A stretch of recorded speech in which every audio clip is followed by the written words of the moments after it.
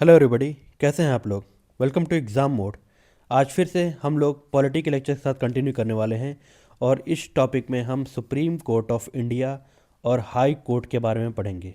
ये आपके Indian polity का एक इम्पॉर्टेंट टॉपिक है जहाँ से आपके एग्ज़ाम में हर साल एनडीए में या फिर सीडीएस में आपके एक क्वेश्चन डेफिनेटली बनता ही बनता है। तो यहाँ पर हम सिर्फ उतना ही पढ़ेंगे जितना आपके एग्ज़ाम में आता है। सिर्फ उतना ही पढ़ेंगे, एक्स्ट्रा चीज़ें हमें पढ़ने की जरूरत नहीं है। जहाँ से क्वेश्चन पूछे जाते हैं सिर्फ उतना हम कवर करेंगे ताकि आप सभी ये क्वेश्चन एग्जाम में गलत ना हो। ठीक है, तो आइए स्टार्ट करते हैं। सुप्रीम कोर्ट ऑफ इंडिया के बारे में हमारे पार्ट 5 में गिवन है। ठीक है, आर्टिकल नंबर 124 से 147 आपके सुप्रीम कोर्ट से डील करते हैं। ये आपको बेसिक इन्फॉर्मेशन है, पता होनी चाहिए। ठीक है, अब इसमें governing organization, independence of judiciary, jurisdiction of power, ये सब आपके इन सब आर्टिकल्स में इंडियन जुडिशरी के अपेक्स कोर्ट के बारे में गिवन है। ठीक है, ये आपको यहाँ से बेसिक इन्फॉर्मेशन पता होनी चाहिए थी। अब आगे हम लोग चलते हैं कि हमारे सुप्रीम कोर्ट ऑफ इंडिया की कंपोजिशन और अपॉइंटमेंट के बारे में जानने से पहले कुछ बेसिक चीज़ें आपको पता होनी चाहिए। मैं आपको बता देता हूँ, एग्जाम में आपसे पूछी नहीं जाएंगी लेकिन फिर भी आपको पता होनी चाहिए। आपके सुप्रीम कोर्ट का जो इनाग्रेशन हुआ था वो हुआ था आपके, कब हुआ था, 28 जनवरी 1950 में। ठीक है, यहाँ पर हुआ था और सिंगल सिस्टम ऑफ कोर्ट के हिसाब से हुआ था। Adopted from the government of India act 1935 से आपका यहाँ पर से लिया गया था। ठीक है, आपको बेसिक इन्फॉर्मेशन पता होनी चाहिए थी। तो अगर आपसे पूछा जाए कि सुप्रीम कोर्ट ऑफ इंडिया ने किसको रिप्लेस किया था तो आपको ये पता होना चाहिए कि इसने रिप्लेस किया था प्रिवी काउंसिल। प्रिवी काउंसिल को इसने रिप्लेट किया था। कब किया था? 1950 में इसे रिप्लेस कर दिया था। ठीक है, ये चीज़ है। और इसमें क्या बताना चाहिए आपको कि जो कॉन्स्टिट्यूशनल बेंच है आपकी, ठीक है, संवैधानिक बेंच है जो आपकी सुप्रीम कोर्ट की, वो सीट है आपकी न्यू दिल्ली में। न्यू दिल्ली में सीट है। लेकिन आपकी चीफ जस्टिस ऑफ इंडिया अगर चाहें, चीफ जस्टिस ऑफ इंडिया चाहें तो ये भारत के किसी भी शहर में इसे शिफ्ट कर सकते हैं। ठीक है, इंडिया के किसी भी शहर में इसे शिफ्ट कर सकते हैं। ये चीज़ आपको पता होना चाहिए। कौन कर सकता है? तो वो कर सकते हैं हमारे चीफ जस्टिस ऑफ इंडिया। ठीक है, तो ये कुछ बेसिक इन्फॉर्मेशन थी। अब हम लोग मेन टॉपिक पे आते हैं अपने। हमारे अगर सुप्रीम कोर्ट की टोटल स्ट्रेंथ जानी जाए प्रेजेंट टाइम में, मतलब कितने जज हैं आपके, तो एट प्रेजेंट हमारे सुप्रीम कोर्ट में आपके 34 जजेस हैं। ठीक है, including chief justice of India, मतलब कि आपके 33 जजेस प्लस 1 CJI मिला के आपके 34 जज हो जाते हैं। ये करंट स्ट्रेंथ है आपकी सुप्रीम कोर्ट की। ठीक है, और पार्लियामेंट के आपके पास ये पावर है कि वे आपके सुप्रीम कोर्ट की स्ट्रेंथ को बढ़ा दें। लास्ट जो 34 जजेस की जो स्ट्रेंथ थी ये आपकी 2019 में फिक्स करी गई थी। ठीक है, 2019 में फिक्स करी गई थी। ये बेसिक चीज़ थी, आपको पता होना चाहिए। ठीक है, अब अगर जो हमारे जजेस होते हैं उनका अपॉइंटमेंट अगर हम देख लें, हमारे जो जजेस होते हैं उनका अपॉइंटमेंट किया जाता है आपके बाई प्रेसिडेंट ऑफ इंडिया। ठीक है, प्रेसिडेंट ऑफ इंडिया आपके चीफ जस्टिस ऑफ इंडिया को अपॉइंट करते हैं। उसके बाद अदर जजेस की जो अपॉइंटमेंट होती है टाइम टू टाइम, चाहे वो हाई कोर्ट के हों चाहे वो सुप्रीम कोर्ट के जज हों, वो आपके प्रेसिडेंट कोलिजियम की राय के साथ करते हैं। कोलिजियम जैसा कहेगा उसके हिसाब से प्रेसिडेंट के आपको फैसला लेना पड़ेगा, और कोलिजियम की जो राय होती है वो आपके प्रेसिडेंट पर ऑब्लिगेटरी होती है, और कोलिजियम की राय आपके प्रेसिडेंट के ऊपर कंपलसरी होती है। ठीक है, कंपलसरी आपके प्रेसिडेंट को कोलिजियम की राय माननी ही पड़ेगी। ठीक है, कोलिजियम जैसा कहेगा उसके हिसाब से आपके प्रेसिडेंट जो हैं वो जजेस का अपॉइंटमेंट करते हैं। ठीक है, और कोलिजियम में कौन कौन होता है? तो कोलिजियम में आपको पता होना चाहिए कि इसमें चीफ जस्टिस ऑफ इंडिया होते हैं और 4 सीनियर मोस्ट जजेस ऑफ सुप्रीम कोर्ट। ठीक है, 5 मेंबर की बॉडी होती है जिसमें एक आपके CJI होते हैं और 4 अदर जजेस होते हैं। ठीक है, जो थर्ड जजेस केस आपका 1998 में हुआ था, उसने आपकी जो कंसल्टेशन थी, कंसल्टेशन किसकी? कोलिजियम की, ये कंकरेंस में चेंज कर दी थी। ठीक, कंकरेंस में का मतलब कि आपके जो प्रेसिडेंट है उसको कोलिजियम की राय माननी ही पड़ेगी। ये आपके थर्ड जजेस केस में सुप्रीम कोर्ट ने कहा था। तो यहाँ से ऑब्लिगेशन एक आ गया था आपके प्रेसिडेंट के ऊपर कि कोलिजियम के राय से ही वो जजेस का अपॉइंटमेंट करेंगे। तो ये हो गई आपकी जजेस के अपॉइंटमेंट। अब हम चलते हैं आगे। नेक्स्ट, अगर हम क्वालिफिकेशन फॉर जजेस के बारे में जानें कि आपके जो जजेस हैं सुप्रीम कोर्ट के, उनकी क्वालिफ़िकेशंस क्या क्या होती हैं, तो ये आपको बेसिक इन्फॉर्मेशन पता होना चाहिए कि he must be a citizen of India, वो आपके एक भारत के नागरिक होने चाहिए, और किसी जज के हाई कोर्ट के किसी जज रहे हों। कब तक के लिए? 5 साल के लिए। किसी भी सिंगल हाई कोर्ट के या फिर हाई कोर्ट इन सक्सेशंस के वो जज रहे हों 5 साल के लिए, ठीक है। ये बेसिक इन्फॉर्मेशन है।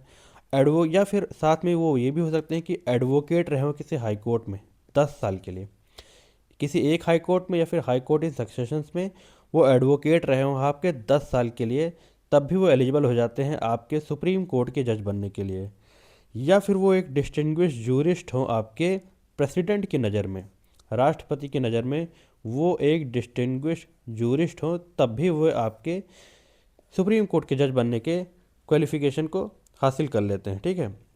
मिनिमम एज की अगर हम बात करें, यहाँ स्टार मार्क कर लीजिए, ये थोड़ा इम्पॉर्टेंट है आप सबके लिए जानने के लिए, कि मिनिमम एज आपके कॉन्स्टिट्यूशन में कहीं नहीं दिया गया है कि एक जज बनने के लिए कितनी मिनिमम एज होगी, ठीक है। ये कहीं भी प्रिस्क्राइब नहीं किया गया है, ये बेसिक चीज़ आपको याद रखनी चाहिए। मिनिमम एज बिल्कुल नहीं दे रखी कहीं भी, ठीक है।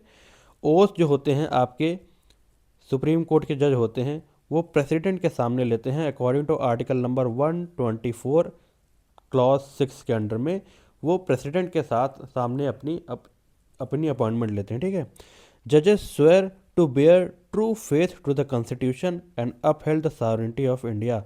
इन दो चीज़ों को मान के वो ओथ लेते हैं। पहला कि वो फेथ टू द कॉन्स्टिट्यूशन में बनाए रखेंगे, कॉन्स्टिट्यूशन में अपनी फेथ को अपहोल्ड करेंगे, और साथ ही साथ भारत की सॉवरेनिटी जो है उसको बनाए रखने में पूरी तरीके से मदद करेंगे, ठीक है। तो ये हो गया आपके क्वालिफिकेशन ऑफ जजेस के बारे में। अब हम आगे चलते हैं। अब हम लोग देखेंगे आपके चीफ जस्टिस ऑफ इंडिया का अपॉइंटमेंट कैसे होता है, ये जान लेते हैं, ठीक है फ्रेंड्स। पहले हमारा क्या होता था, 1950 से 1970 तक ये कन्वेंशन फॉलो किया गया था कि जो सीनियर मोस्ट जज है आपके, ठीक है, उनको ही आपके सुप्रीम कोर्ट के चीफ जस्टिस ऑफ इंडिया बना दिया गया था, ठीक है। लेकिन 1973 और 1977 में आपके 2 बार ऐसे हुए कि जब जूनियर जजेस को उठा के आपके सुप्रीम कोर्ट के चीफ जस्टिस ऑफ इंडिया बना दिया गया था। तो उसके बाद आपका एक केस होता है, ठीक है, सेकंड जजेस केस आपके 1993 में आता है, जहां पर सुप्रीम कोर्ट ने साफ बोला था कि अब स्ट्रिक्टली ये भी फॉलो करा जाएगा कि जो आपके सीनियर मोस्ट जज होंगे वही आपके चीफ जस्टिस ऑफ इंडिया बनाए जाएंगे।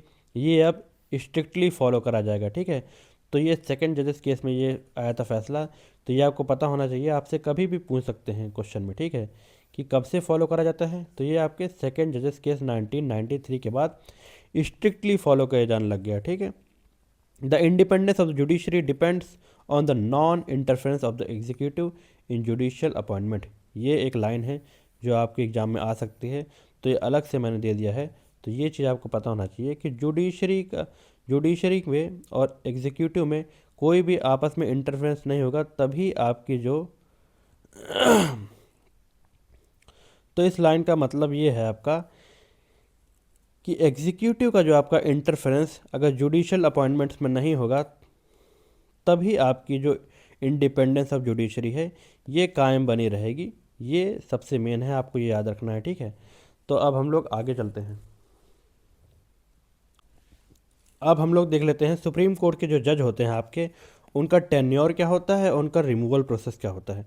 तो आपके सुप्रीम कोर्ट के जो जज होते हैं वो जब तक कि 65 साल तक की उम्र नहीं हो जाती है, holds office until the age of 65 years तक अपना वो ऑफिस को होल्ड रखते हैं, और वो रेजिग्नेशन दे सकते हैं by addressing to the president of India. President ही उन्हें अपॉइंट करते हैं और उनको ही वो अपना रेजिग्नेशन देते हैं। ये चीज़ इंपॉर्टेंट है, आपको पता होना चाहिए। अब उनके ग्राउंड्स क्या होते रिमूवल के, मान के चलिए आपके सुप्रीम कोर्ट के जज का अगर इम्पीचमेंट होना है तो उसका कौन सा ग्राउंड होगा, तो उसका ग्राउंड होते हैं आपके प्रूव्ड मिसबिहेवियर और इनकैपेसिटी, ठीक है, प्रूव्ड मिसबिहेवियर और इनकैपेसिटी। और प्रेसिडेंट जो है आपके वही आपके जजेस को रिमूव कर सकते हैं थ्रू पार्लियामेंट्री प्रोसेस। अब ये क्या होता है ये मैं आपको बताता हूँ। ये आपका फॉलो करा जाता है कि पहले तो आपके जब जजेस का रिमूवल होता है, ये चीज़ आपके दिए गई थी जजेस इंक्वायरी एक्ट 1968 में। कहाँ पर? जजेस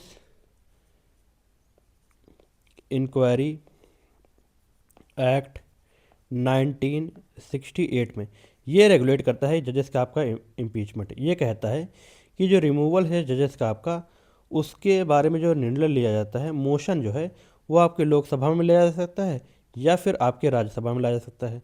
लोकसभा में इसको लाने के लिए मिनिमम 100 मेंबर पहले साइन करेंगे। अगर राज्यसभा में लाना है तो मिनिमम 50 मेंबर इसमें साइन करेंगे, तभी आपका मोशन वो लाया जा सकता है, ठीक है।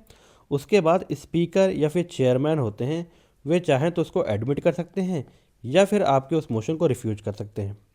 अगर वो एडमिट कर लेते हैं और हाउस में वो कार्रवाई चलती है, उसके बाद अगर दोनों हाउस स्पेशल मेजॉरिटी के साथ, किसके साथ, स्पेशल मेजॉरिटी के साथ ये चीज़ पास कर देते हैं कि हाँ जी आपके जज को इम्पीच करा जाता है, तो आपके जो जज होते हैं उनको रिमूव कर दिया जाता है, ठीक है, उन जज का रिमूवल हो जाता है। लेकिन इसमें आपको याद रखना है कि आज तक हमारे इतिहास में सुप्रीम कोर्ट का कोई भी जज आपका इम्पीच नहीं किया गया है। सुप्रीम कोर्ट के तो रहने दें, हाई कोर्ट का भी जज आज तक आपका कोई इम्पीच नहीं हुआ है, ठीक है। ये चीज़ आपको दिमाग में रखनी है, कभी भी स्टेटमेंट में आ सकता है, ठीक है। तो ये था टेन्योर और रिमूवल से। अब चलते हैं आगे। कॉन्स्टिट्यूशनल सेफगार्ड आपके सुप्रीम कोर्ट के जो जजेस होते हैं उनको क्या दिया गया है, तो ये चीज़ आपके आर्टिकल नंबर 125 में गिवन है, ठीक है। कहाँ गिवन है, आर्टिकल नंबर 125 में गिवन है। ये कहता है कि सिक्योरिटी ऑफ टेन्योर है, मतलब कि आपके जज के पास सिक्योरिटी ऑफ टेन्योर है, मतलब उनको निकालना बहुत ज़्यादा पेचीदा काम है, ठीक है। वेरी हार्ड टू रिमूव जजेस। ये प्रोसीजर उनकी कॉन्स्टिट्यूशनल सेफगार्ड को इंश्योर करता है।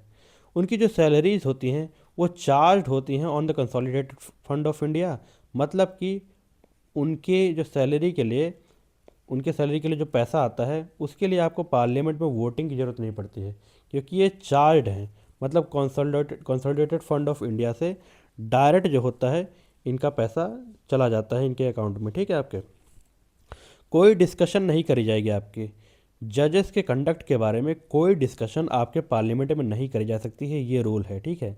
ये भी सेफगार्ड एक इनको दिया गया है कि जजेस की जो कोई भी कार्रवाई होती है उसके बारे में कोई डिस्कशन आपके पार्लियामेंट में नहीं करी जाएगी, ठीक है। पावर टू पनिश, अगर अगर कोर्ट की अवमानना हुई है, कंटेम्प्ट ऑफ कोर्ट हुआ है, तो आर्टिकल नंबर 129 के तहत supreme court contempt of court के लिए किसी फला फला बंदे को या फिर किसी फला फला ऑर्गेनाइजेशन को पनिश भी कर सकता है। ये भी पावर्स को गिवन है, ठीक है। और एग्जीक्यूटिव से ये सेपरेट होती है, ठीक है। ये चीज़ आपको पता होना चाहिए। डायरेक्टिव प्रिंसिपल जो हमारे आर्टिकल नंबर 50 में साफ साफ लिखा हुआ है कि आपकी एग्जीक्यूटिव और जुडिशरी दोनों सेपरेट होंगी, ये चीज़ आपको पता होना चाहिए, ठीक। तो ये थे कॉन्स्टिट्यूशनल सेफगार्ड जो आपके सुप्रीम कोर्ट के जजेस को दिए गए थे। बस इतना आपसे यहाँ से पूछा जाएगा, ये चीज़ आपको पता होनी चाहिए, मैंने आपको बता दिया है, ठीक है। अब हम लोग देख लेते हैं कि जुरिडिक्शन के बारे में। दो तरीके की यहाँ जुरिडिक्शन हमारे पे दे रखी है। पहला तो यहाँ पे ओरिजिनल दी है और दूसरा है आपकी रिट जुरिडिक्शन। बाकी हम आगे समझ लेंगे, पहले इन पे ध्यान दीजिए। ओरिजिनल जुरिडिक्शन वो होता है कि ये चीज़ होता है कि वो पावर जो सिर्फ और सिर्फ आपके सुप्रीम कोर्ट को दी गई है, मतलब वो पावर हाई कोर्ट के पास भी नहीं है और लोअर किसी कोर्ट के पास नहीं है, सिर्फ और सिर्फ सुप्रीम कोर्ट के पास वो पावर है। कौन कौन से मुद्दों में पावर है, ये चीज़ आपके आर्टिकल नंबर 131 में गिवन है। कहाँ गिवन है, 131 में गिवन है। और कौन कौन से डिस्प्यूट ऐसे होंगे जिसमें सुप्रीम कोर्ट के पास आपके ओरिजिनल जुरिडिक्शन है, तो वो होते हैं आपके फेडरल डिस्प्यूट। कौन कौन से, सेंटर और स्टेट में। अगर सेंटर और स्टेट में कोई बात अगर बिगड़ जाती है, फेडरल डिस्प्यूट आ जाता है, तो उसमें आपके सुप्रीम कोर्ट के पास एक्सक्लूसिव जुरिडिक्शन होगा, ठीक है। या फिर सेंटर और स्टेट, और या फिर अदर स्टेट। अगर सेंटर और स्टेट एक तरफ हैं और कोई दूसरा स्टेट जो है वो दूसरी अपोजिट पार्टी में है, वर्सेस में है, तब भी ये ओरिजिनल जुरिडिक्शन में आता है। और थर्ड है आपका स्टेट वर्सेस स्टेट। एक स्टेट का दूसरे स्टेट के साथ डिस्प्यूट भी आपके ओरिजिनल जुरिडिक्शन में आता है, ये चीज़ आपको पता होना चाहिए, ठीक है। अब ये जो ओरिजिनल जुरिडिक्शन है आपका, ये कौन कौन सी चीज़ों पे लागू नहीं होता है, ठीक है। ये सबसे बेसिक चीज़ है जो आपको पता होना चाहिए, कौन कौन से जो आपके फैसले हैं उस पे आपके ओरिजिनल जुरिडिक्शन लागू नहीं होता है, ठीक। तो ये है आपकी कोई प्री कॉन्स्टिट्यूशनल ट्रीटी। कोई आपके संविधान बनने से पहले कोई ट्रीटी अगर साइन करी गई हो तो उस चीज़ पे ओरिजिनल जुरिसडिक्शन लागू नहीं होगा। सेकंड है इसमें आपका inter state water dispute. Inter state water dispute में भी आपके ओरिजिनल जुरिसडिक्शन लागू नहीं होता है। थर्ड है मैटर रेफरिंग फिनांस कमीशन। कोई अगर फिनांस कमीशन का मैटर है उसमें भी आपके ओरिजिनल जुरिसडिक्शन का ये रूल लागू नहीं होता है। ये चीज़ आपको पता होना चाहिए। तो ये था ओरिजिनल जुरिसडिक्शन जिसके बारे में आर्टिकल नंबर 131 में गिवन है। अब ये है अगला हमारा रिट जुरिसडिक्शन। हमारे जो सुप्रीम कोर्ट को है guardian of the fundamental right कहा गया है, और फंडामेंटल राइट्स को लागू कराने के लिए आपके सुप्रीम कोर्ट के पास एक्सक्लूसिव पावर होती है कि वो रिट्स जारी कर सकती है। कौन कौन सी रिट्स हैं आपकी? ये है आपकी हैबियस कॉर्पस, मैंडमस, सर्टियोरी, क्योवरंतो और प्रोहिबिशन। ये पांचों तरीके की रिट होती हैं जिसके बारे में डिटेल से मैंने आपको आपके फंडामेंटल राइट्स के टॉपिक में समझाया था। अगर आपने वो वीडियो नहीं देखी है तो वो देख लीजिए।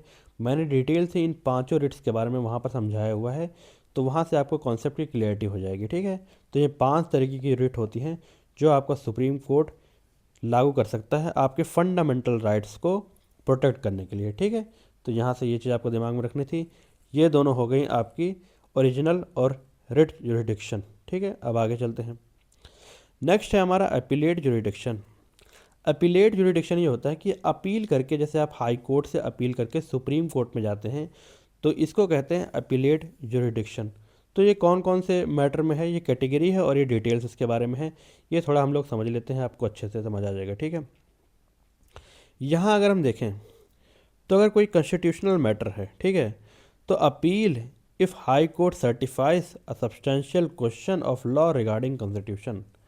अगर कॉन्स्टिट्यूशन से रिगार्डिंग कोई ऐसा कोई पेच फंस जाता है, तब अगर हाई कोर्ट आपका सैंक्शन कर देता है कि हाँ जी सुप्रीम कोर्ट में आप अपील कर सकते हैं क्योंकि ये कॉन्स्टिट्यूशन के बारे में बात करता है, तो ये आपके अपीलेट जुरिसडिक्शन में आता है। ठीक, सिविल केसेस में क्या होता है, अपील तब करी जा सकती है if high court certifies the substantial question of law of general importance. अगर हाई कोर्ट आपको मंजूरी देता है तभी आप सिविल केसेस में अपीलेट जुरिसडिक्शन के साथ सुप्रीम कोर्ट जा सकते हैं। ये चीज़ आपको पता होना चाहिए।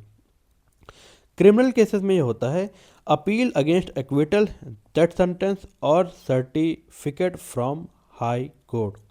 इन केसेस में है कि अगर हाई कोर्ट के द्वारा सर्टिफिकेट दिया जाता है या फिर आपका अगर डेथ सेंटेंस सुनाई जाती है तो आपके पास अधिकार होता ही होता है कि आप लोग सुप्रीम कोर्ट भी जा सकते हैं। ये चीज़ आपको पता होना चाहिए। और अगर किसी बंदे को छोड़ दिया गया है, ठीक है, एक्विट कर दिया है, तो उसके अगेंस्ट आप अपील में सुप्रीम कोर्ट जा सकते हैं क्रिमिनल केसेस में। ये आपको पता होना चाहिए। स्पेशल लीव इसमें लास्ट में गिवन है। ये चीज़ आपके आर्टिकल नंबर 136 में गिवन है। Discretionary power to hear appeal from any court tribunal except military. ये सुप्रीम कोर्ट के आपके डिस्क्रिशन के ऊपर डिपेंड करता है कि वो स्पेशल लीव पिटीशन के थ्रू डायरेक्ट उस केस को सुन ले। ठीक है, लेकिन अगर मिलिट्री कोर्ट ने अगर कोई फैसला दिया है तो उस पर आपके ये अपीलेट जुरिसडिक्शन लागू नहीं होती है। बाकी 136 आर्टिकल में गिवन है कि डिस्क्रिशनरी पावर है आपके सुप्रीम कोर्ट के पास कि वो स्पेशल लीव पिटीशन के थ्रू आपके अपीलेट जुरिसडिक्शन को डायरेक्टली सुन सके। ठीक है, तो ये था अपीलेट जुरिसडिक्शन के बारे में और चारों कैटेगरीज के बारे में मैंने आपको समझा दिया है। होपफुली आपको समझ आ गया होगा। अब आगे चलते हैं। नेक्स्ट है हमारा एडवाइजरी जुरिसडिक्शन और कोर्ट ऑफ रिकॉर्ड के बारे में यहाँ समझ लेते हैं। एडवाइजरी जुरिसडिक्शन जो है आपके आर्टिकल नंबर 143 में गिवन है। ठीक है, आपके जो प्रेसिडेंट होते हैं वो आपके ओपिनियन ले सकते हैं। ठीक है, ओपिनियन ले सकते हैं आपके किससे, सुप्रीम कोर्ट ऑफ इंडिया से। ये चीज़ आपको पता होना चाहिए। कौन से, यहाँ 2 बातें लिख रखी हैं। पहला है क्वेश्चन ऑफ लॉ और फैक्ट ऑफ पब्लिक इम्पोर्टेंस। अगर कोई लॉ से रिलेटेड क्वेश्चन है या फिर फैक्ट है, कोई पब्लिक इम्पोर्टेंस से कोई रिलेटेड फैक्ट है, तो उस समय जो आपके ये प्रेसिडेंट साहब हैं ये आपके सुप्रीम कोर्ट ऑफ इंडिया से राय ले सकते हैं, एडवाइजरी ले सकते हैं। ठीक है, तो ये चीज़ यहाँ जो कंडीशन नंबर 1 गिवन है, ये कंडीशन नंबर 1 में आपका चाहे तो सुप्रीम कोर्ट राय दे या फिर चाहे ना दे, ये उसके ऊपर डिपेंड करता है। और अगर सुप्रीम कोर्ट ने कोई राय दे दी है तो ये प्रेसिडेंट के ऊपर आपके निर्भर करता है, चाहे उस राय को माने चाहे ना माने। ये फर्स्ट केस में गिवन है, यह चीज़ आपको ध्यान देनी। ठीक है, सेकंड इसमें गिवन है dispute arising out of pre constitutional treaty. अगर कोई प्री कॉन्स्टिट्यूशनल ट्रीटी है उसके ऊपर अगर सुप्रीम कोर्ट से आपकी राय मांग ली जाती है वाया प्रेसिडेंट, तो ये ऑब्लिगेटरी हो जाता है, मतलब कि इसमें आपके सुप्रीम कोर्ट को राय देनी ही पड़ेगी। ठीक है, प्री कॉन्स्टिट्यूशन ट्रीटी में ये अक्सर माना जाता है कि आपको सुप्रीम कोर्ट को राय देनी ही पड़ेगी प्रेसिडेंट साहब को, तो ये चीज़ आपको थोड़ा ध्यान में रखनी है। ठीक है, बाकी opinion is not binding on the president. ठीक है, जो ओपिनियन दी जाती है ये प्रेसिडेंट के ऊपर होता है, चाहे उसको माने या ना माने। ठीक है, तो ये एडवाइजरी जुडिक्शन थी जो आर्टिकल नंबर 143 में गिवन है। अब एक होता है court of record. Court of record का मतलब होता है कि supreme court is also known as the court of record, मतलब सुप्रीम कोर्ट ने जो भी फैसले दिए हैं वो उस फैसले को रिकॉर्ड के तरीके से अपने पास रखेगा, ताकि फ्यूचर में भी अगर कोई केस वैसा आता है तो उसमें सुप्रीम कोर्ट ने रिकॉर्डेड केस में ऐसा क्या कहा था, ये चीज़ फ्यूचर में इस्तेमाल करी जा सकती है किसी भी केस में। अब हाई कोर्ट भी इन केसेस का इस्तेमाल करके अपने फैसले दे सकता है, इसीलिए इसे कोर्ट ऑफ रिकॉर्ड आपके सुप्रीम कोर्ट को कहा जाता है। ठीक, ये चीज़ आपके आर्टिकल नंबर 129 में गिवन है। लिखा गया हुआ है judgments are preserved for evidentiary value of supreme court can punish for its contempt. ठीक है, यहाँ पर ये चीज़ दी गई है जो चीज़ आपके कोर्ट ऑफ रिकॉर्ड के बारे में बात करती है, मैंने आपको आसान समझ में समझा दिया है। ये लेडी जस्टिस का आपका स्टैचू है जो भी मैंने दिखाया है, अब इनके आँख से पट्टी हट गई है, ये चीज़ आपको पता होना चाहिए। डी वाई चंद्रचूड़ जब साहब आपके थे चीफ जस्टिस ऑफ इंडिया, तो उन्होंने ये प्रथा लागू करी थी। अब आपके जो लेडी जस्टिस के स्टैचू से आंखों से पट्टी हट गई, ये चीज़ आपको पता होना चाहिए। ठीक है, तो ये बेसिक थे। अब आगे चलते हैं। नेक्स्ट है हमारा जुडिशियल रिव्यू के पावर। जुडिशियल रिव्यू की पावर क्या होती है? अगर कोई आपसे बेसिक चीज़ अगर पूछ ले जुडिशियल रिव्यू क्या होता है, तो आपको याद रखना है judicial review is the power of the supreme court to examine the constitutionality of legislative enactment and executive orders of both the central and the state government. आपके सेंट्रल और स्टेट गवर्नमेंट जो भी आपके कोई लेजिस्लेटिव प्रोसीजर के through कोई law लाते हैं, ठीक है, उसकी कॉन्स्टिट्यूशनैलिटी को चेक करने के लिए आपके जुडिशियल रिव्यू का पावर सुप्रीम कोर्ट और फिर हाई कोर्ट के पास होता है। ठीक है, चाहे तो उस फैसले को वो चेक कर ले कि कॉन्स्टिट्यूशनली आपका करेक्ट है या फिर इनकरेक्ट है। अगर इनकरेक्ट होगा तो सुप्रीम कोर्ट उसे स्ट्राइक डाउन कर सकता है, ये चीज़ आपको पता होना चाहिए। यही आपकी जुडिशियल रिव्यू की पावर कहती है। ठीक, यहाँ पर यही चीज़ लिखी गई है। बेसिक स्ट्रक्चर की जो डॉक्ट्रिन थी वे आपके केशवानंद भारती केस 1973 में लाई गई थी। ठीक है, judiciary can strike down constitutional amendment violating basic structure of the constitution. अगर basic structure of the constitution को हनन करते हुए कोई ऐसा अमेंडमेंट करा जाता है तो सुप्रीम कोर्ट उसे स्ट्राइक डाउन कर सकता है। ये चीज़ यहाँ बेसिक स्ट्रक्चर में कही गई थी। कब आई थी? केशवानंद भारती केस 1973 में। पीआईएल की बात अगर हम कर लेते हैं, पब्लिक इंटरेस्ट लिटिगेशन क्या होता है? Judicial activism introduced via PIL to protect the rights of the underprivileged and environment. ये पीआईएल का कॉन्सेप्ट होता है जो आपके जस्टिस पीएन भगवती थे, वो आपके पीआईएल का कॉन्सेप्ट लेके आए थे, जहाँ पर अंडर प्रिविलेज्ड के राइट को प्रोटेक्ट करने के लिए जुडिशियल एक्टिविज्म को इंट्रोड्यूस किया गया था आपके सुप्रीम कोर्ट में। तो ये चीज़ आपको पीआईएल से रिलेटेड थी जो आपको पता होनी चाहिए थी। यहाँ पर मैंने आपको समझा दिया जुडिशियल रिव्यू और पीआईएल और बेसिक स्ट्रक्चर। होपफुली आपको ये भी समझ आ गया होगा। अब हम आगे चलते हैं। नेक्स्ट, ये था मोटा मोटा आपके सुप्रीम कोर्ट के पावर के बारे में। कुछ एक्स्ट्रा पावर भी आपके सुप्रीम कोर्ट के पास है, तो ये मैं आपको अलग से बता देता हूँ, थोड़ा ध्यान से सुनिएगा। ठीक है, बस सुनते जाइएगा आप लोग। सुप्रीम कोर्ट जो होता है ये आपके जो वाइस प्रेसिडेंट और आपके प्रेसिडेंट का जो इलेक्शन होता है उसमें अगर कोई डिस्प्यूट आ जाता है तो ये सुनवाई आपका सुप्रीम कोर्ट कर सकता है। तो ये एक बात होगी। ठीक, दूसरी पावर क्या होती है? ये आपकी इंक्वायरी कर सकता है conduct and the behaviour of the chairman and the members of UPSC. UPSC के मेंबर्स और चेयरमैन का जो कंडक्ट होता है उसको भी इंक्वायरी आपके सुप्रीम कोर्ट कर सकता है। ये होगी दूसरी बात। ठीक है, थर्ड बात कि इसके पास ये पावर होती है कि अपने दिए हुए जो फैसले हैं उसका खुद का रिव्यू कर सके। खुद के फैसले को रिव्यू करने की पावर भी आपके सुप्रीम कोर्ट के पास होती है। तो ये हो गई तीसरी बात। अब चौथी बात क्या कहती है? It has the power of judicial superintendence and control over all courts and tribunal functioning in the entire territory of the country.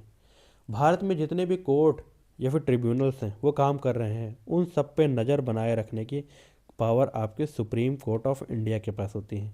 तो ये 4 एक्स्ट्रा पावर थी जो अगर दिमाग में मेरे आई थी, मैंने आपको समझा दी, ये सुप्रीम कोर्ट की पावर थी। ठीक है, अब यहाँ से फाइनल टेक अवे हमको क्या लेना चाहिए कि हमारे इंडिया में इंटीग्रेटेड जुडिशरी का मतलब ये प्रोसीजर फॉलो करा जाता है। ठीक है, India has single system of courts for both central and state laws. Integrated judiciary की बात हमारे भारत में करी गई है, ये बेसिक चीज़ थी।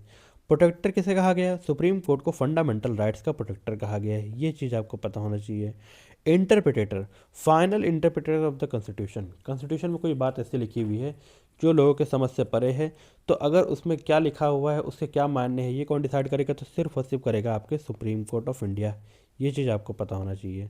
Rule of law essential for upholding the federal balance of India. Rule of law जो आपको बनाने में मदद कौन करता है? ये आपके सुप्रीम कोर्ट ऑफ इंडिया करते हैं, ताकि आपके भारत में फेडरल बैलेंस बना रहे। ठीक है, तो ये एंड ऑफ द सेशन होता है आपके सुप्रीम कोर्ट से। अब सुप्रीम कोर्ट के बारे में हमने सब कुछ पढ़ लिया है, अब हम चलते हैं आगे अपने हाई कोर्ट्स के बारे में। तो इमेजेस का जो मैंने इस्तेमाल किया है, ये 2 वेबसाइट का इस्तेमाल वहाँ से मैंने किया है, तो ये रेफरेंस मैंने डाल दिया है। अब हम चलते हैं हाई कोर्ट ऑफ स्टेट के बारे में। ये जुडिशियल सिस्टम जो होता है ये स्टेट्स के अंडर में जो होता है, उनके अंडर में आपके हाई कोर्ट आते हैं। ये आपके पार्ट 6 ऑफ द कॉन्स्टिट्यूशन में गिवन है हाई कोर्ट्स के बारे में। आर्टिकल नंबर 214 से 231 में ये गिवन है आपके हाई कोर्ट्स के बारे में। ये चीज़ आपको पता होना चाहिए, ये आपके स्टेट गवर्नमेंट के जुडिक्शन में आते हैं, पार्ट 6 में गिवन है। अब एक एक करके हम लोग देख लेते हैं इसका। तो जो आपके हाई कोर्ट का सिस्टम है ये 1862 में इवॉल्व हुआ था, जिसमें पहले आपके कलकत्ता, बॉम्बे और मद्रास के हाई कोर्ट बनाए गए थे। 1862 में यहाँ से आपके हाई कोर्ट का कॉन्सेप्ट निकल के आया है। ठीक है जी, और अब कॉन्स्टिट्यूशनल मैंडेट क्या कहता है कि 214 आर्टिकल आपका कहता है कि हर स्टेट के पास अपना एक हाई कोर्ट होना चाहिए।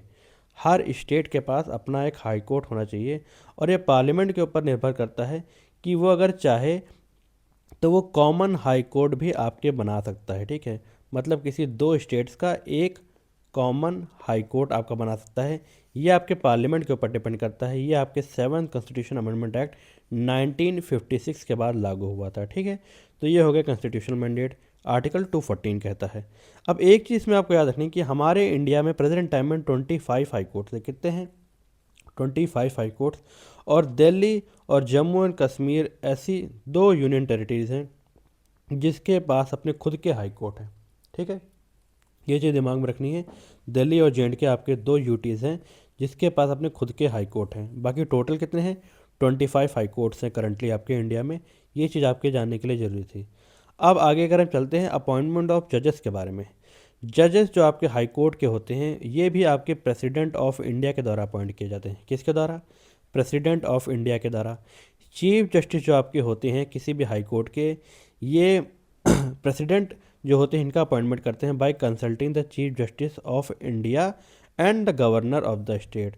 दोनों के कंसल्टेशन के बाद आपके चीफ जस्टिस ऑफ द जो हाई कोर्ट होते हैं किसी पर्टिकुलर स्टेट के, ये बनाए जाते हैं chief justice of India consultation के साथ और गवर्नर के कंसल्टेशन के बाद। ठीक है, अदर जजेस का अपॉइंटमेंट कैसे होता है? ये आपके प्रेसिडेंट कंसल्ट करते हैं by chief justice of India, governor and the chief justice of respective high court. ठीक है, अदर जजेस का अपॉइंटमेंट इस तरीके से आपका करा जाता है, सीजीआई की हेल्प से, प्लस आपके governor, plus chief justice of the high court. इन तीनों की मदद से आपके जो प्रेसिडेंट होते हैं अदर जजेस का अपॉइंटमेंट करते हैं। इसमें भी आपका कोलेजियन सिस्टम काम करता है। कोलेजियन जो कहेगा वही चीज़ आपके प्रेसिडेंट को करनी पड़ेगी, ये चीज़ आपको पता होना चाहिए। कोलिजियम इसमें कैसे होता है? CJI takes opinion of the 2 senior most of supreme court जजेस। सीजीआई के साथ साथ 2 सीनियर मोस्ट जजेस आपके सुप्रीम कोर्ट के, ये कोलिजियम बन के आपके हाई कोर्ट के जजेस के अपॉइंटमेंट का कोलिजियम इन मेथड के थ्रू होता है। वहाँ क्या होता था आपके सुप्रीम कोर्ट में? सीजेआई प्लस 4 सीनियर मोस्ट जजेस सुप्रीम कोर्ट के जज के अपॉइंटमेंट के लिए, और यहाँ आपके सीजेआई प्लस आपके 2 सीनियर मोस्ट जजेस आपके हाई कोर्ट के जज के अपॉइंटमेंट के लिए। ये बेसिक डिफरेंस है, आपको याद रखना है। और कोलिजियम जो आपको बोलेगा वो ये प्रेसिडेंट के ऊपर आपके कंपलसरी मानना ही मानना है, ये चीज़ आपको पता होना चाहिए, जैसा कि पहले केस में था। ये हो गया अपॉइंटमेंट ऑफ जजेस के बारे में। अब आगे हम चलते हैं, एलिजिबिलिटी क्राइटेरिया देख लेते हैं। He must be a citizen of India, ये भी आपके एक भारत के नागरिक होने चाहिए, और उन्होंने कोई जुडिशल ऑफिस होल्ड किया हो, जुडिशल ऑफिस होल्ड किया हो इंडिया में फॉर 10 ईयर्स, 10 ईयर्स के लिए उन्होंने आपके इंडिया में कोई जुडिशल ऑफिस होल्ड किया हो, तब वो आपके एलिजिबल हो जाते हैं हाई कोर्ट के जज बनने के लिए, ठीक है। या फिर वो आपके हाई कोर्ट के एडवोकेट रहे हों, should have been advocate of high court for 10 years, ये चीज़ आपको याद रखनी है। हाई कोर्ट के या तो एडवोकेट रहे हों, या फिर किसी ने जुडिशल ऑफिस आपने भारत में होल्ड कर रखा हो 10 साल के लिए, तो वो आपके हाई कोर्ट के जज बनने के लिए एलिजिबल हो जाते हैं, ठीक। की डिफरेंस में आपको याद रखना है कि जैसे आपके सुप्रीम कोर्ट के जज के लिए डिस्टिंग्विश जूरिस्ट की बात करी गई थी, वैसा आपके हाई कोर्ट के जज के बारे में कोई भी डिस्टिंग्विश जूरिस्ट की बात कॉन्स्टिट्यूशन में नहीं करी गई है, ठीक है। Unlike the supreme court, the constitution does not provide the for the appointment of a distinguished jurist as a high court जज, ये इसमें लिख रखा है, मैंने आम भाषा में आपको समझा दिया, होपफुली आपको समझ आ गया होगा। अब हम लोग आगे चलते हैं। नेक्स्ट स्लाइड में हमारा है टेन्योर और रिमूवल के बारे में। हाई कोर्ट के जज का टेन्योर कितना होता है, उनका रिमूवल कैसे करा जा सकता है। He should hold his office until the age of 62 years of age, 62 साल की उम्र जब तक उनकी कंप्लीट नहीं हो जाती है, तब तक वो अपने ऑफिस को होल्ड करके रख सकते हैं, ये चीज़ आपको पता होना चाहिए, ठीक। रिजाइन आपके कैसे करते हैं, तो आपके जो हाई कोर्ट के जज होते हैं वो रिज़ाइन करते हैं by writing to the president of India, क्योंकि इन्हीं के द्वारा इनका अपॉइंटमेंट होता है, तो ये रिज़ाइन भी इन्हीं को अपना वो एड्रेस करके देते हैं, ठीक है। रिमूवल, सुप्रीम कोर्ट के जैसे जज को रिमूव किया जाता है, बिल्कुल सेम उसी प्रोसीजर के थ्रू, मतलब कि प्रूव्ड मिसबिहेवियर और इनकैपेसिटी के थ्रू आपके सुप्रीम कोर्ट के जज के साथ साथ हाई कोर्ट के जज को भी ऐसे ही रिमूव किया जाता है। प्रोसेस भी इसमें आपको बिल्कुल सेम फॉलो किया जाएगा। पार्लियामेंट जो है करेगा बाय स्पेशल मेजॉरिटी, जैसा सेम प्रोसेस उसमें था वैसा सेम प्रोसेस इसमें फॉलो करा जाएगा, ये चीज़ आपको याद रखनी है, ठीक है, स्पेशल मेजॉरिटी के साथ। तो ये टेन्योर और रिमूवल था, ज़्यादा कुछ डिफरेंस नहीं है सुप्रीम कोर्ट और हाई कोर्ट से, बेसिक बेसिक बातें डिफरेंस हैं, ये आपको याद रखनी है बस। अब इंडिपेंडेंस ऑफ हाई कोर्ट के बारे में अगर हम बात करें, तो सेम बिल्कुल वही बात यहाँ पे लिखी हुई है। सिक्योरिटी ऑफ टेन्योर होती है, फिक्स्ड जो आपकी सैलरी होती है, कंसोलिडेट, अच्छा इसमें क्या होता है, उसमें चार्ज होता है आपका कंसोलिडेटेड फंड ऑफ इंडिया का, ठीक है, सुप्रीम कोर्ट के केस में। लेकिन हाई कोर्ट के केस में आपके जो उनकी सैलरी होती है ये चार्ज होती है कंसोलिडेटेड फंड ऑफ स्टेट में, मतलब उस पर्टिकुलर स्टेट के कंसोलिडेटेड फंड से आपका जो जजेस की सैलरी होती है ये यहाँ से निकलती है, ये चीज़ आपको पता होना चाहिए। इसके लिए वोटिंग की ज़रूरत आपके लेजिस्लेटिव असेंबलीज में नहीं होती है, ये चीज़ याद रखनी है, ठीक है। कंडक्ट ऑफ द जजेस, आपके जजेस का जो कंडक्ट होता है ये आपके किसी भी स्टेट लेजिस्लेचर या फिर पार्लियामेंट में डिस्कस नहीं किया जा सकता, ये आपको याद रखना है, ठीक है। Power to punish, contempt of court के लिए आपका हाई कोर्ट चाहे तो पनिश भी कर सकता है, same as supreme court. Ban on practice, मतलब कि आपके जो रिटायर्ड जजेस होते हैं ये किसी भी हाई कोर्ट में या फिर लोअर कोर्ट में आपके प्रैक्टिस नहीं कर सकते हैं, ये आपको याद रखना है, ठीक है। ये मतलब एडवोकेट के तौर पे प्रैक्टिस वो नहीं कर सकते हैं, ये चीज़ आपको दिमाग में रखनी है, ये सबसे इम्पॉर्टेंट बात है, ठीक, इसमें से निकल के आई है। अगर हम जुडिक्शन ओवरव्यू की बात करें, तो आपके पास जो होता है हाई कोर्ट के पास जुडिक्शन आपकी होती है ओरिजिनल में, रिट में, अपीलेट में और सुपरवाइजरी जुडिक्शन होती है, ठीक है। ओरिजिनल में केस में क्या क्या होता है, इसका कवरेज स्कोप ये है, election petitions, MP MLA, will, marriage, contempt of court और एडमिरलिटी, ठीक है। ये ऐसे 5 केसेस हैं जिसके अंडर में आपके ओरिजिनल जुडिक्शन होता है ये हाई कोर्ट के पास, ठीक है, ये चीज़ याद रखनी है आपको।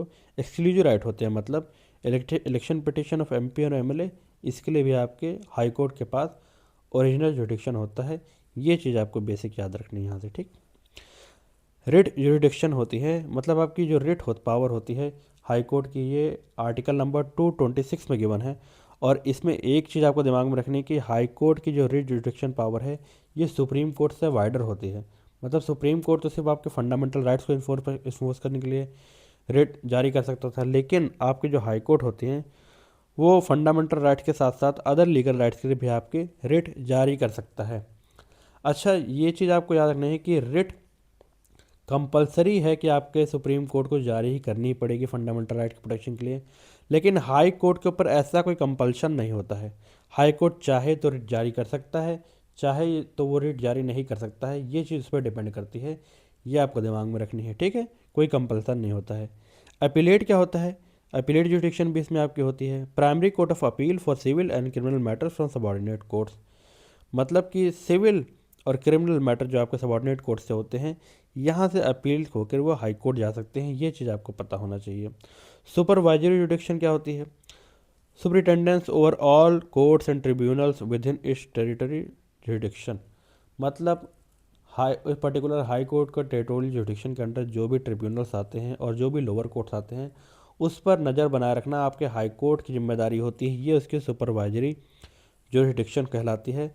आपके हाई कोर्ट के पास कोई एडवाइजरी जुरिडिक्शन नहीं होती है, ये याद रखना है। एडवाइजरी जुरिडिक्शन हाई कोर्ट के पास नहीं होती है, ये यहाँ से याद रखना था। अब देखिए यहाँ पर ग्राफ से भी अच्छे तरीके से मैंने विजुअलाइज आपको करा दिया है कि देखिए आपकी जो हाई कोर्ट होती है उसकी आपकी जो रिट जुरिडिक्शन होती है, देखिए वाइडर होती है। सुप्रीम कोर्ट की है ना, यहाँ देखिए छोटी सी, और यहाँ देखिए बड़ी हो गई है, क्योंकि यहाँ पर ऑर्डिनरी राइट के साथ भी कर सकते हैं और यहाँ सिर्फ वैसे फंडामेंटल राइट के साथ किया जा सकता है।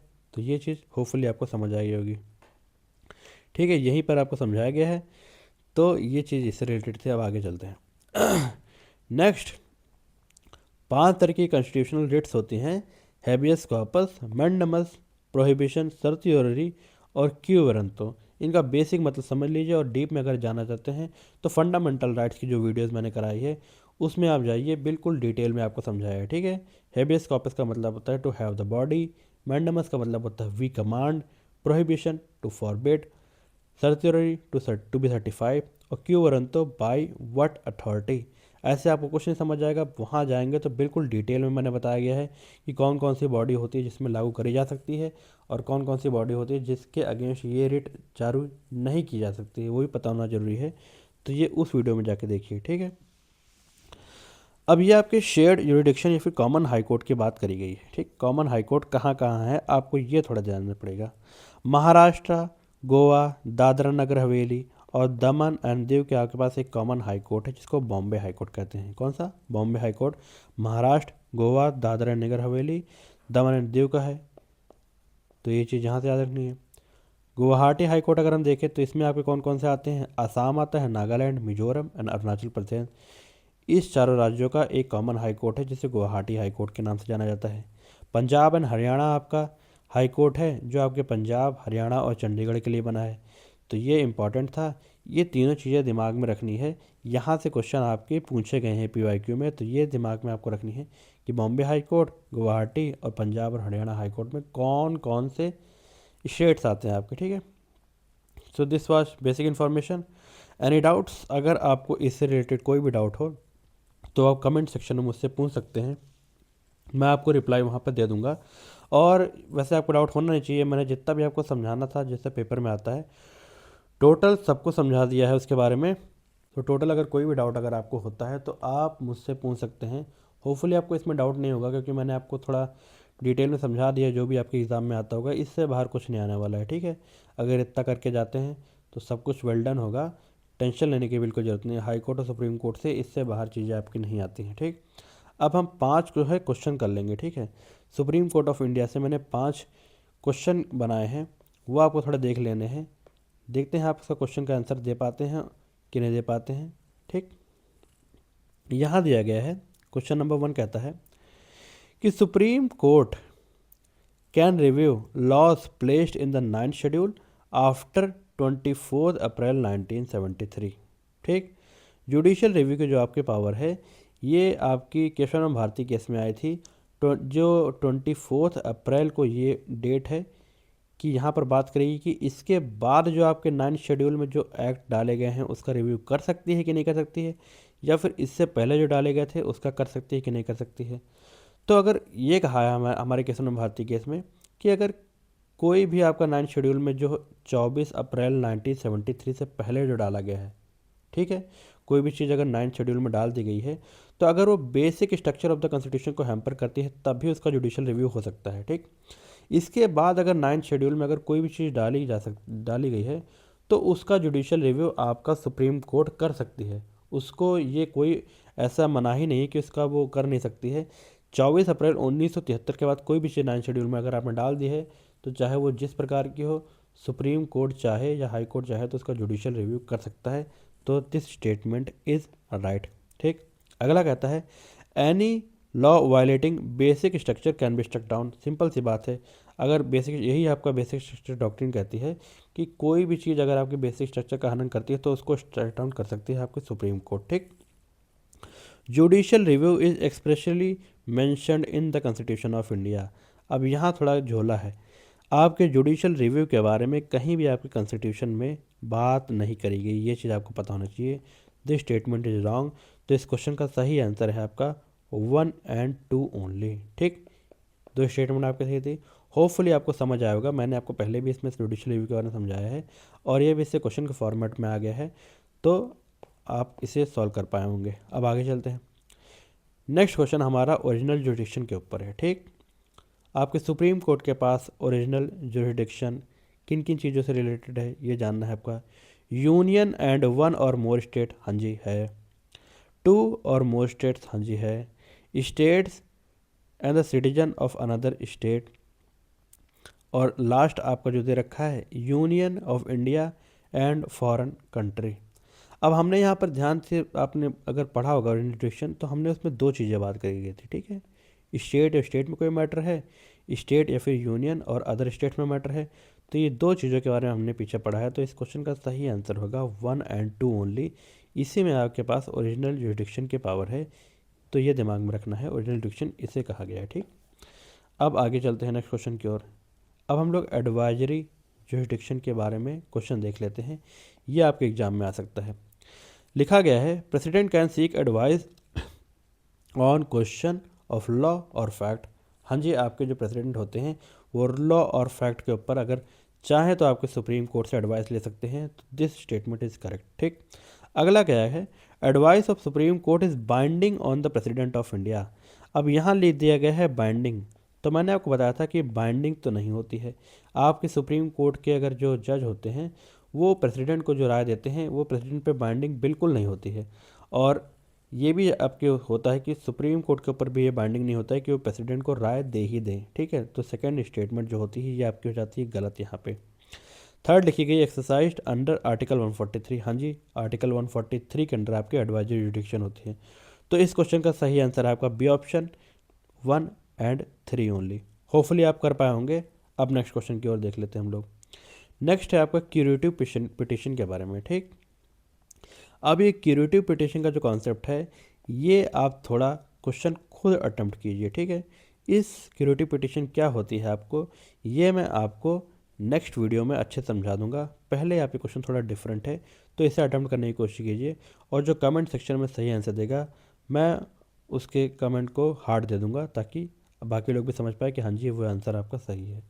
तो इस कॉन्सेप्ट के बारे में नेक्स्ट वीडियो में डिटेल से बात कर लेंगे।